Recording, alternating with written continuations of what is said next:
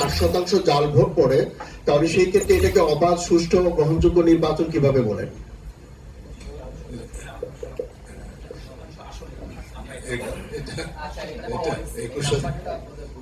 এটা আপনি ঠিক প্রপার ইন্টারপ্রিটেশন না, মাহফুজ একটু বলেন।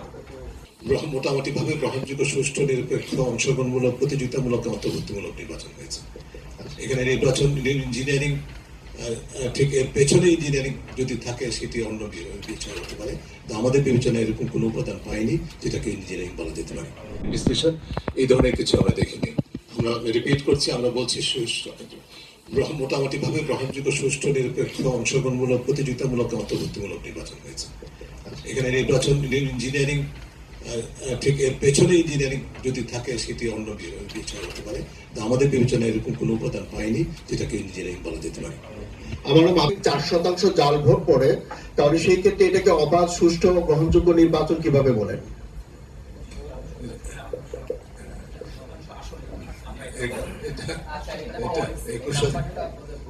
এটা আপনি ঠিক প্রপার ইন্টারপ্রিটেশন না, মাহফুজ একটু বলেন। আসনে আমরা এই জাল ভোট দেওয়ার যেই বিষয়টা আমাদের অবজার্ভ করেছি, আমরা পর্যবেক্ষণে এসেছে, এটাকে 21% ভোট বলা যাবে না। কোন অবস্থায় 21% ভোট, 21% আসলে কোন জাল ভোটের দেওয়ার ঘটনা ঘটেছে। সেটা এমনকি কয়টা ঘটনা সেটাও কিন্তু আমরা বলছি না, ঠিক আছে? এটা তবে উল্লেখযোগ্য, ঠিক আছে? এটাকে এইভাবে ঢালাভাবে আপনার please, thank you for raising it, কিন্তু আপনার রেজ করার কারণে আশা করি এটা রিপোর্টেড হবে না বিকৃত ভাবে। এভাবে করাটা ঠিক নয়। আসসালামু আলাইকুম, আমি সালমান শাহ, দ্য ফাইন্যান্সিয়াল এক্সপ্রেসের মাল্টিমিডিয়া রিপোর্টার হিসেবে আছি। আমার দেশ পত্রিকার ভাই যে প্রশ্নটি করলেন সেটার সাথে সম্পূর্ণ কোশ্চেন হচ্ছে, এবারের সংসদে যদি বলি যে 79.46% হচ্ছে কোটিপতি, এবং এর মধ্যে শতকোটি আছে 13 জন শতকোটিপতি। তো এটা কি সামনে সংসদে এবং আগামী 5 বছর যে সংসদ রান করবে সেটার প্রতি কোনো প্রভাব দেখছেন কিনা? দুর্নীতি বেড়ে যাওয়া বা দেশের অর্থনীতি খাতে কোনো প্রভাব পড়বে কিনা বলে দেখছেন? প্রথম কথা হচ্ছে যে কোটিপতি, আজকের এই বর্তমান বাংলাদেশে কোটিপতি শব্দটা কিন্তু একজন রাজনীতিবিদ, একজন ব্যবসায়ী, যারা জনপ্রতিনিধি হিসেবে নির্বাচিত হয়েছেন, 300 জন সদস্য হবেন, এখন 297 জন আছেন, তাদের পক্ষে কোটিপতি হওয়াটা কিন্তু আসলে খুবই একটা স্বাভাবিক বিষয়। যে বাজার মূল্য, দ্রব্যমূল্য, কষ্ট সবকিছু মিলে কোটিপতি। কাজে এইভাবে কিন্তু এটার তথ্যটা প্রকাশ করা হয়েছে। এটা কিন্তু আপনারা আমাদের কাউ বোঝানো উচিত নয় এটা হচ্ছে যে কোটিপতির সংসদ হয়ে গেছে, এটা নেতিবাচক ভাবে দেখা, এটার কোনো সেই অর্থে নয়। শতকোটির বিষয়টা অবশ্যই একটা ফ্যাক্টের অংশ, এটা বিষয় বাস্তবতা, তাদের সংখ্যাটা আমরা বলেছি, সেটাও সঠিক। তো এর প্রভাব কতখানি নেতিবাচক ভাবে বলবে, ইতিবাচক করবে, সেটার বিশ্লেষণটা কিন্তু আমি আমার এর আগের বক্তব্যে, যেটা আমাদের পত্রিকা সহকর্মীর প্রশ্নের উত্তরে বলেছি, যে ঝুঁকিটা আছে, সেই ঝুঁকিটা হচ্ছে যে এই ধরনের কোন একটা বিশেষ শ্রেণীর প্রভাব যখন সংসদের উপর থাকে, একচেটিয়া প্রভাব থাকে, তো তাদের ইন্টারেস্ট বা তাদের স্বার্থটা দেখার, মানে স্বার্থটা প্রমোট হওয়ার ঝুঁকিটা থাকে। হয়ে যাবে সেটা বলছি না, আমরা কিন্তু ভুলে গেলে চলবে না।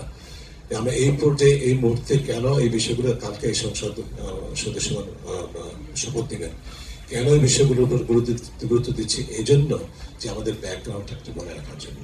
এর আগে যে অভিজ্ঞতাটা হয়েছে, আমরা যে ঝুঁকিগুলোর কথা বলছি, এই ঝুঁকিগুলোর ফলে যে নেতিবাচক ফলাফল, সেই নেতিবাচক ফলাফলের ভুক্তভোগী তো সবার আগে এই সংসদে যারা সদস্য হিসেবে যারা হতে যাচ্ছে, তারাই কিন্তু রাজনৈতিক হয়রানি থেকে শুরু করে এই যে চোরযন্ত্র এবং কর্তৃত্ববাদী শাসন ব্যবস্থা, সেটার ফলে সারা দেশবাসীর মতো তারাও কিন্তু ক্ষতিগ্রস্ত হয়েছে। এই বিষয়গুলো তাদেরকে মনে করিয়ে দেওয়ার জন্য এই বিষয়টা, এই ঝুঁকিটা যেন তারা অপসারণ করে, এবং সেটি করার দায়িত্ব কোনো আইন প্রণয়ন করে কোনো বাধ্যবাধকতা সৃষ্টি করে সম্ভব নয় বলে আমি মনে করি। কারণ আইন কিন্তু যথেষ্ট আছে, আইনের ফাঁক ফোকর আছে, সেটার মাধ্যমে সেগুলো করা যায়। এটি সম্ভব। তারা আমাদের সম্মানিত জনপ্রতিনিধিগণ যারা নির্বাচিত হচ্ছেন, কালকে যারা শপথ দিবেন, তারা এই বিষয়গুলো নিজেরা বিবেচনায় নেবেন, এবং তার উপর ভিত্তি করে তাদের যার যার পেশার জায়গায় থাকবে, যার যার ব্যবসার জায়গায় থাকবে, কিন্তু সেটির মাধ্যমে সেটির প্রসারের জন্য তাদের রাজনৈতিক অবস্থান, দলীয় অবস্থান এবং জনপ্রতিনিধিদের অবস্থানকে ব্যবহার করবেন না। এই অঙ্গীকারটা হচ্ছে সবচেয়ে গুরুত্বপূর্ণ। যদি তাই হয় যেটাকে আমরা স্বার্থের দ্বন্দ্ব কথা বলি, স্বার্থের দ্বন্দ্ব থেকে মুক্ত থাকতে পারে যদি, তাহলে অবশ্যই যে লবি বা যে বিজনেসের প্রভাব আমরা বলছি সংসদ কার্যক্রম পরিচালনায় এবং রাষ্ট্র পরিচালনায় বা সরকার পরিচালনায়, সেটা থেকে বাংলাদেশ মুক্ত হওয়ার সম্ভাবনা আছে। এই সম্ভাবনার জন্য কিন্তু আমরা এই ত্রয়োদশ সংসদকে ঐতিহাসিক সংসদ বলছি। ত্রয়োদশ সংসদের প্রেক্ষিতকে আমরা অভূতপূর্ব প্রেক্ষিত বলছি, একটু আমাদের মনে রাখতে হবে।